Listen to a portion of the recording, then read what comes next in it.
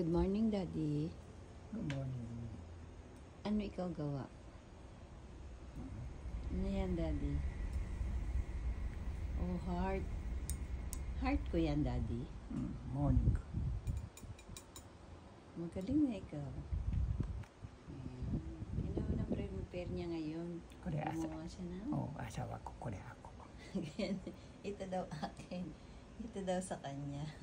Yan ang aming breakfast for today kasi day off na naman ang lola nyo. Daddy, arigato ne. Daddy, very good ka na. Ang galing na ikaw, Daddy. Ayan. Mukoy-kukoy.